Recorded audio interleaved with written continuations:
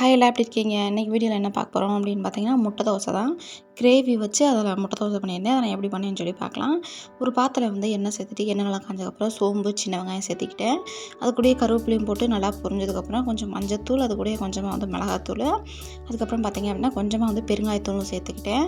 சேர்த்துட்டு நல்லா கலக்கி விட்டுட்டு அது கூடயே வீட்டு மசாலா வந்து ஒரு ஸ்பூன் சேர்த்துக்கிட்டேன். ஏன்னா கொஞ்சம் திக்காக வரணும் அப்படின்றதுக்காக. அதுக்கப்புறம் கொஞ்சமாக தண்ணி ஊற்றி நல்லா அந்த மசாலாவை கொதிக்க விட்டாச்சு. கொதிக்க விட்டு கொஞ்சமாக உப்பும் போட்டுக்கிட்டேன். போட்டு நல்லா கொதிச்சு தண்ணி திக்காக கொதிச்சு வர டைமில் வந்து அந்த வேக வச்சுருக்க முட்டையோட வெள்ளை இதை மட்டும் சேர்த்துக்கிட்டேன். சேர்த்து நல்லா அந்த தண்ணியெல்லாம் வற்றினதுக்கப்புறம் மஞ்சக்கருவை சேர்த்துக்கிட்டேன். இல்லைனா ஒரு மாதிரி குளக்குளன்னு ஆயிரும். சும்மா அப்படியே பரட்டி மட்டும் விட்டுட்டேன். மஞ்சக்கருவை சேர்த்துட்டு ஒரு தோசைக்கல்ல வந்து நல்லா எண்ணெய் தேய்ச்சிட்டு மாவு ஊற்றிக்கிட்டேன்.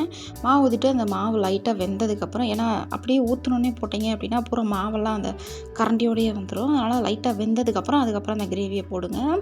போட்டு நல்லா எல்லா பக்கமும் படுற மாதிரி பண்ணிக்கோங்க. உங்களுக்கு வேணும் அப்படின்னா ஃபஸ்ட்டே ஒரு பச்சை முட்டையை உடச்சி ஊற்றிட்டு அதுக்கு மேலே இந்த முட்டையும் போட்டுக்கோங்க, இன்னும் நல்லாயிருக்கும்.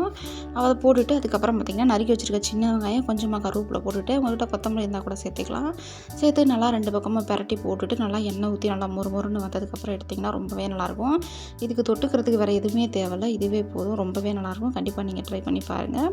இந்த இது ஃபைனலாக இப்படி தான் வந்துருந்துச்சு. இது வந்து கொஞ்சம் தோசை ஊற்றும் போது கொஞ்சம் மொந்தமாகவே ஊற்றுங்க. லேசாக ஊற்றுனீங்கன்னா நல்லா இருக்காது. கொஞ்சம் மொந்தமாக ஊற்றுனீங்கன்னா தான் இதை எடுத்து சாப்பிட்றதுக்கு ரொம்பவே நல்லாயிருக்கும். கண்டிப்பாக ட்ரை பண்ணி பாருங்கள்.